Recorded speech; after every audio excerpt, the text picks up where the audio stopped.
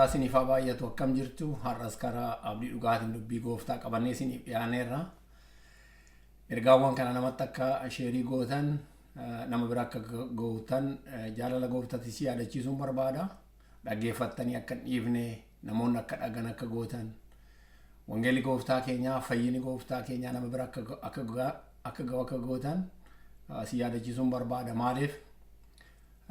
Fayyinni karaa kamiin akka jireenya namaatti dhufu hin beeknu. Kanaaf dhaggeeffannee ofii keenya duwwaa waa'ee wangeelaa hubannee dhiisuu osoo hin ta'in namoonni hin fayyin akka dhagaan, namoonni fayyanii jiran akka ittiin jajjabaatan, namootatti dabarsuun itti gaafatama keenya akka ta'e si yaadachiisuun barbaada. Gooftaan isin haa eebbisu.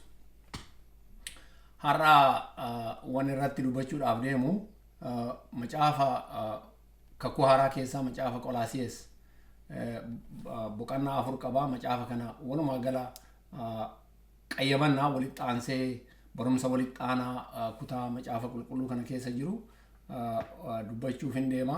Torbee walitti aanaa jiran jechuu kooti. Kana waan ta'eef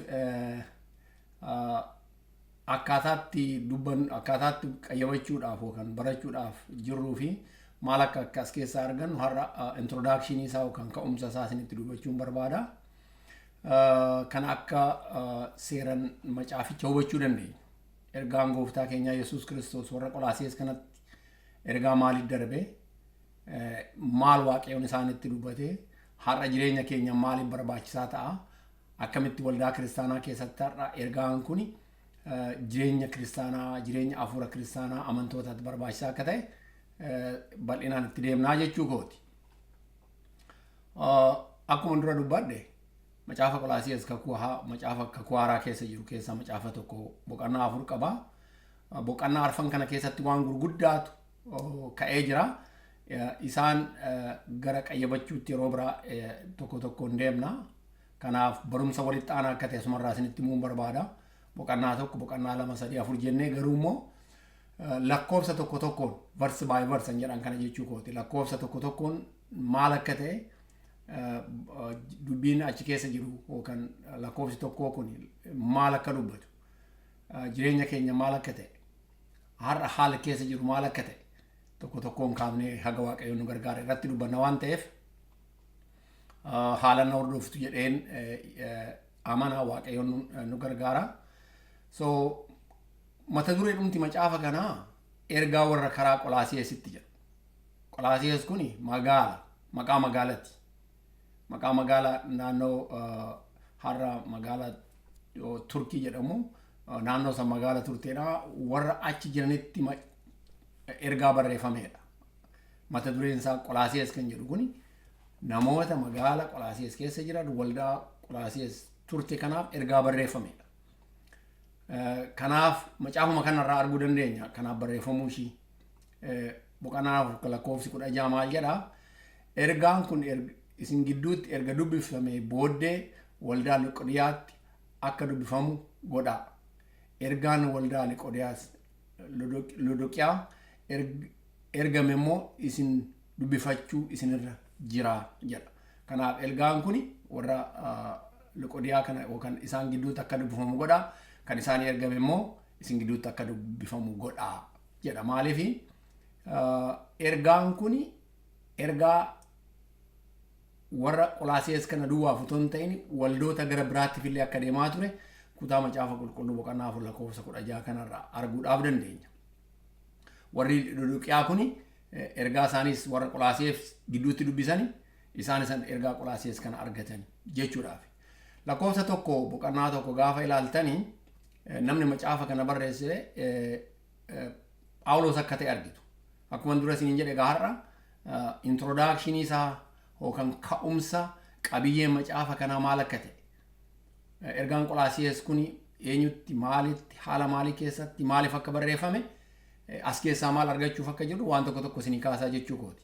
Kanaaf ergaa kana kan barreesse nama waaqaa Phaawulos akka ta'e lakkoofsa 1 boqonnaa 1 yookaan boqonnaa 1 lakkoofsa 1 arguuf jirra. Ani Phaawulos fedha waaqayyootiin ergamaa Kiristoos Yesuus kanan ta'e Ximooxiyoos obboleessa koo wajjin kana isinii caafuu kooti jedha. Ani Phaawulos fedha waaqayyootiin ergamaa Kiristoos Yesuus kanan ta'e Ximooxiyoos wajjin. Asirratti waan Ximooxiyoos maaliif akka ka'e baay'ee nama ajaa'iba yeroo biraatti deebinee ilaalla. Garuu ergaa kana kan barreesse Waaqayyotu dubbate, Waaqayyotu hafuura isaa baafate, Waaqayyotu ergaa kana warra Qolaasiyeesiif erge garuu nama Waaqayyoon akka ergaa kana barreessu barbaade Phaawulos akka ta'e. Phaawulos ana duwwaayyuu miti jedha. Ximooxiyoos obboleessa koo wajjin kana isinii caafuu kooti jedhee maaliif Ximooxiyoos isa wajjin akka ture ergaa kanarraa argina. Lakkoofsa 1 jechuu kooti. Lakkoofsa 23 irratti illee kanuma argina. Phaawulos barreessuu isaa ergaa kana. Kanaaf ergaan kun kan barraa'e 4:18 irratti illee kanuma argina. Ani Phaawulos jedha. Lakkoofsa 4:18. Ani Phaawulos nagaa harka kootiin. Ani Phaawulos nagaa kan harka kootiin isiniif caafuu kooti. Isiniif caafe. Anatu harka kootiin isinii caafe. Funyoo sibiilatiin hidhamuu koo yaadadhaa. Ayyaanni Waaqayyoo isin wajjin haa ta'u. Anatu barreesse harka kootiin anan isinii caafe. Funyoo sibiilatiin maaliif mana hidhaa keessaa barreesse waan ta'eef funyoo sibiilatiin hidhamuun isaa yaadachiisaa jira. Kana yaadadhaa, jabaadhaa. Warra kiristaanaa ani hidhameen jira. Funyoo sibiilatiin hidhameen jira. Sababa wangeelatiif hidhameen jira. Harkuma kootiin isinii barreessaa jira. Garuu isin jabaadhaa jedha warra Qolaasiyees kanatti. Boqonnaa 4:18 gaafa argitan. So kana waan ta'eef yeroo jalqabaa ergaa kana Phaawulos barreessuu isaa abbootiin bara san turanillee waan kana ragaa ba'uu isaanii ergaa kanarraa argina. Abbootiin bara san turan waldaa gaggeessaa kan turan hojii kiristaanaa kana keessatti hojii gurguddaa hojjechaa kan turan namoonni abbootii maqaan isaanii seenaa waldaa keessatti yeroo baay'ee beekamu. Phaawulos ergaa kana barreessuu isaa asirra namni biraa maaliif Phaawulos barreessuun isaa barbaachisaa ta'a akka dubbii Waaqaatti. Yeroo tokko namoota abalutu barreesse abalutu akkas godhe jedhama. Kanaaf Waaqayyoon ergaa ofii ergu tokko eenyu akka barreesse yeroo dubbatu xalayaa dhuunfaa akka hin taane bara san warri Israa'el yeroo walitti barreessan xalayaan tokko yeroo barraa'u mata duree nama barreesseetiin jalqabu seerumaafu. Waaqayyoon aadaadhuma kanaan ergaasaa dubbii wangeelaa kana warra Qolaasiyees kanatti ergee jechuudha. Kanaaf ana Phaawulos barreesse Ximooxiyoos wajjin ergaa kana. Necessarily isatu Ximooxiyoos wajjin barreesse jechuu miti. Sababa inni waa'ee Ximooxiyoos itti kaasee jira. Yeroo biraatti deebinee boqonnaa 1:1 irratti ilaalla. Kanaaf early church yookaan immoo jalqaba yeroo waldaa kana keessa abbootiin turan kun ergaan kun ergaa Phaawulosiin barraa'e. Namni biraa kileemii gochuu akka hin dandeenye. Kanaaf mana hidhaa ta'ee Phaawulos barreessuusaa mana hidhaa Room akka ture achirraa barreessuusaa ergoota Fiilmoonaa macaafa Filiphisiyees kan Efiiyiin achi mana hidhaa kanarraa xalayoota barreeffamanidha. Kanaaf achirraa ani isinii barreessuu koo jedha yeroo dubbatu jechuu kooti. Kanaaf abbootiin kana ragaa baanii jiru mataan isaanii. Akkaataa macaafni kun itti taa'e akkuma dura isiniin jedhe magaalaa Qolaasiyees kana kiristaanota yookaan amantoota jiraniif barraa'e. Yeroo san magaalli Qolaasiyees kun egaa magaala beekamtuudha. Ifiin yookaan magaala Efesoonitti dhiyoo turte magaala diinagdeedhaan daldala adda addaatiin baay'ee beekamtu turtedha. Keessattuu seencharii 5ffaa keessatti ergaa warra kanatti barraa'edha. Ergaa namoota karaa adda addaatii dhufan kana. Kun warra Giriik, kun warra Israa'el warra ta'an. Macaafni qulqulluun Jeentaayil warra jedhuun kana jechuu kooti. Warroota kara lamaati walitti dhufanii amantoota Kiristoosaas kanaaf ergaan kun kan barraa'edha. Kanaaf magaalli suni magaala daldalaatii qabeenya kan qabduudha beekamtuudha. Yaadattootaa macaafa Asteer boqonnaa 1:1 gaafa laaltan nugusa beekama bara san ture. Maal jedha macaafni qulqulluun boqonnaa 1:1 irratti bara Ahasweer isa biyya Hindiiti hamma biyya Itoophiyaatti kutaawwan biyya 127 bulchaa ture.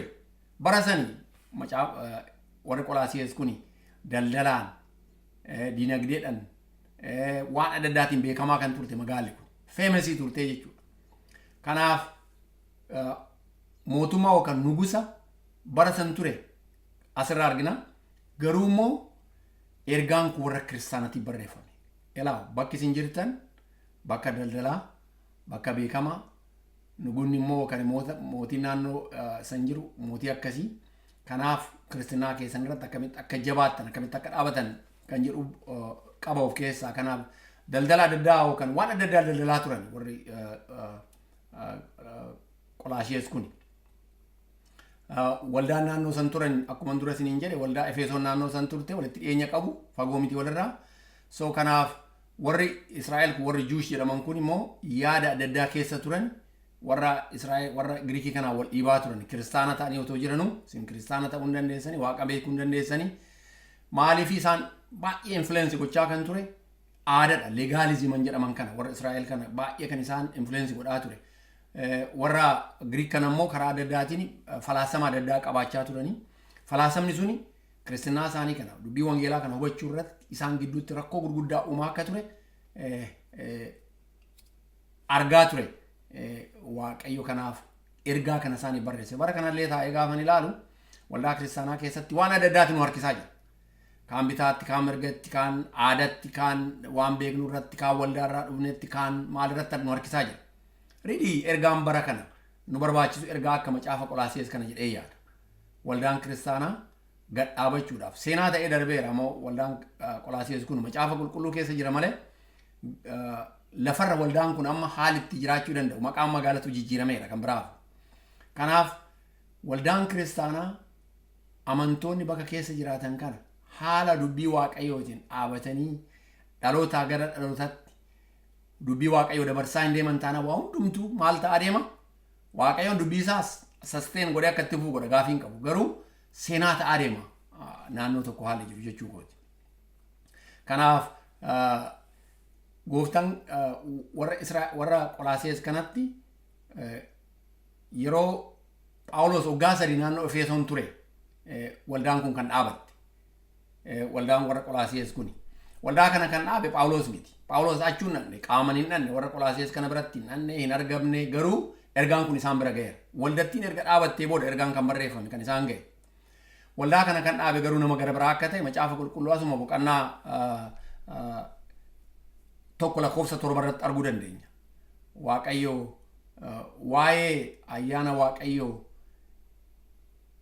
Efaras nama jedhamu kanatu nama jaalatamaa kanatu waldaa kiristaanaa naannoo sanitti isinitti ergaa kana fidaa jira isatu amanamaadha isatu obboleessa keessanii isatu hojii akkasii hojjeta kiristaanonni naannoo san jirtan hojjetaa amanamaa kana wajjin hojjedhaa jedha kiristaanonni hojjetaa amanamaa ta'ee isiniif ergame nama kanatu hojjetaa amanamaa waldaa kiristaanatiif ergame isatu dhaabee jechuudha Kiristoos maannoo Phaawulos otoo hin ta'in waldaa kana kan dhaabe nama Phaawulos wajjin hojjetaa ture nama amanamaa kana boqonnaa tokko lakkoofsa 7 irratti maqaan isaan tuqame kuni isatu waldaa kana naannoo sanitti dhaabe Phaawulos achuu hin nanne qaaman garuu ergaa kana isatu barreesse maaliif barraa'e waldaan erga waldaan kun dhaabattee booda rakkina gurguddaatu waldaa keessatti ka'aa ture noosisiiman jedhan waanni qulqulluudhaa ga jedha warri noosisiimii kuni waanni qulqulluudhaa maateeriyaal yookaan meeshaan jedhamu kun immoo ivilidha seexana Kiristoos waaqa ta'ee dhufee garuu waaqa isa guutuu miti waaqa isa waaqa abbaa waaqa hafuura qulqulluu kanaan qixxee ta'e otoo hin ta'in waaqa isa xiqqaadha jedhanii waa'ee Kiristoos mataasaa xixiqqeessanii namummaa isaallee gananii warra haasa'aa turanidha isaan gidduutti ergaan kun kan barreeffame bara kanallee gaafateen jedhaan waa'ee Kiristoos kana hubannaa irratti rakkoo gurguddaatu jira noosisiimiin kun bara san duwwaa jira jennee yaaduun nurra jiraatanatti fakkaatu bara kanallee jira waldaa kiristaanaa keessa jira sammuu amantootaa keessa jira barumsa jallinaa namoonni tokko barsiisan organizaashiniin adda addaa maqaa kiristaanaatiin barsiisan kanaan jira amma noosisiimiin even bara san duwwaa jira miti kanaa waaqayyoon bara san warra Qolosaayisitti kana ergaa kana gaafa ergu haganan deebi'ee dhufutti rakkina waldaa kiristaanaa waan ta'uu danda'u kana jira Kiristoos amma namni akkamitti hubata waa'ee Kiristoos maal beeka waaqa qulqulluu nama qulqulluu ta'uusaa akkaataa kamiin hubata waaqa abbaa waaqa ilmaa waaqa hafuura qulqulluu waaqa tokkoon qixxee ta'e Kiristoos isa waa hunda uumuu danda'u isa waa hunda uume isa waa hunda dhaabee jiru kanaaf waa'ee kanaati ergaan kun isaanitti kanaa warri Israa'el kun aadaa jiran keessaa baanii waa'ee Kiristoos akkaataatti hubachuu danda'an isaanitti maa ture waaqayyoon maaliif isaan tokko warra ergamtoota kanatti fa'aa warra amanantu jira. Waan adda addaa keessa warra bahantu jira. Kanaaf waldaa kiristaanaa keessatti giddugaleessi Kiristoos akka ta'e, inni nama fayyisu, inni araara fide, inni jireenya fide, inni jireenya namaa jijjiiru Kiristoos akka ta'e waldaa kiristaanaa Qolosaayis kana keessatti lallabni kun barumsi kun akka isaan bira ga'u godhee jechuudha. Akkuma dura isiniin jedhe macaafa hojii ergamootaa boqonnaa 28 lakkoofsa 16 lakkoofsa 30 gaafa argitanii Phaawulos as keessatti ka'e maqaan isaa waa ta'e akkamitti maal keessa ture akka barreesse asirraa dubbisa arguu dandeenya. Kanaaf mana hidhaa keessa ergaa barreeffamedha. Ergoonni maqaa isaanii kanaan dura isinii kaasaa ture kuni achitti kan barreeffame, mana hidhaa keessa kan barreeffame, isaan bira akka barreeffame argina. Kun immoo maaliif barreeffame? Barumsa faallaa waldaa kiristaanaa, faallaa dubbii waaqaa, faallaa macaafa qulqulluu jiru kana isa sirreessuudhaaf, isa dura dhaabachuudhaaf, isa akka hubatanii warra Qolosaayis kanaaf barraa'e. Har'a illee nuuf kanaaf nu barraa'e jedhee yaada.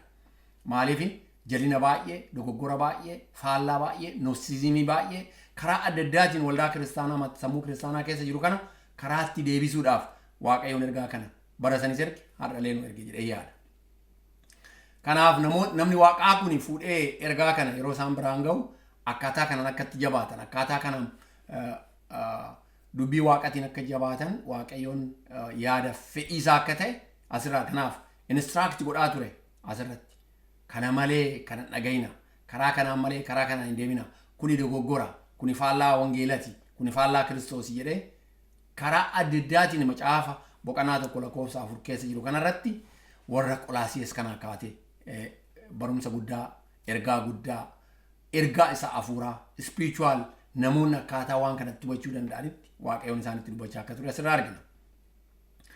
Asirratti dubbii baay'ee barbaachisaa ta'e ka'umsa yookaan introductionii kanarratti wanni isinii kaasuu barbaadu maali?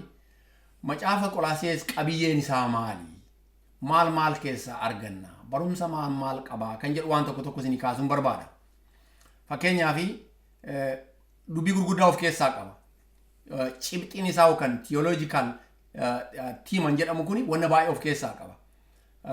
Fakkeenyaaf ergaan Qolosaayis kun yeroo barreeffamu dubbii gurguddaan isa keessa jiru keessaa inni tokko waaqummaa Kiristoos isaan barsiisuudhaaf.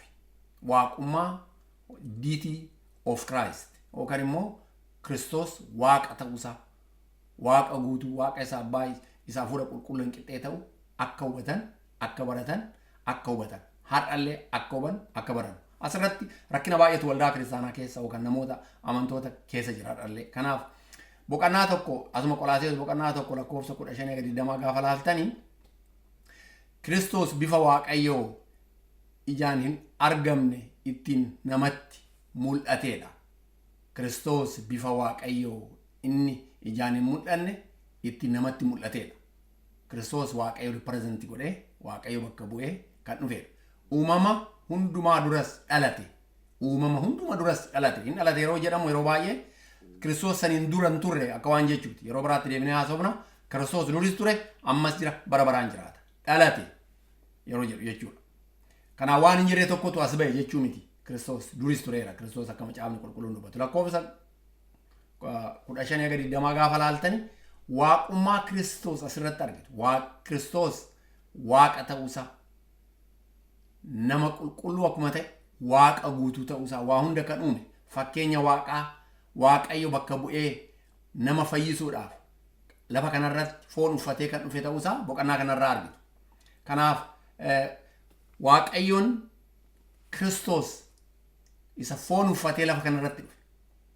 Waaqayyotu foon uffatee lafa kanarratti dhalate. Lafa kanarratti dhufe. Nama gidduu buufate. Nama fayyisuuf, nama jijjiiruudhaaf, nama Waaqayyotu ofitti araarsuudhaaf ilmi Waaqayyoo gooftaan keenya Yesuus Kiristoos lafa kanarratti. Kanaaf ergaa macaafa Qolosaayis kun inni guddaan tokko maali? Gantoota karaa noosizimiitiin waa'ee Kiristoos ganan kana bara kanallee maqaa adda addaa warri qaban jiru. Waa'ee Kiristoos kan ganan fakkeenya warra akka Holy Jesus warra jedhaman. Isaan duwwaa miti warra baay'eetu jiru. Waa'ee Kiristoos kana kan ganan. Ganuu jechuun waaqummaa Kiristoos amannaa jedhu garuu walumaa gala qabiyyee waa'ee waaqummaa Kiristoos gaafa yaadan warra gananiidha warra akkasii.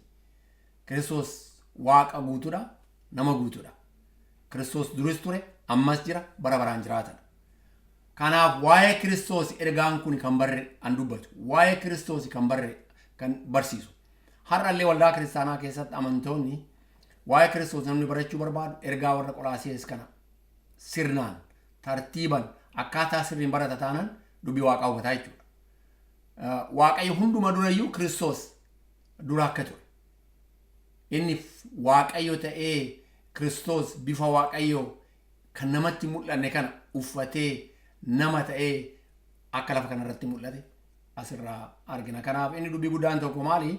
Waa'ee Kiristoos Waaqa ta'uusaa barsiisatti deebinee tokko tokkoon ilaalla waa'ee kana.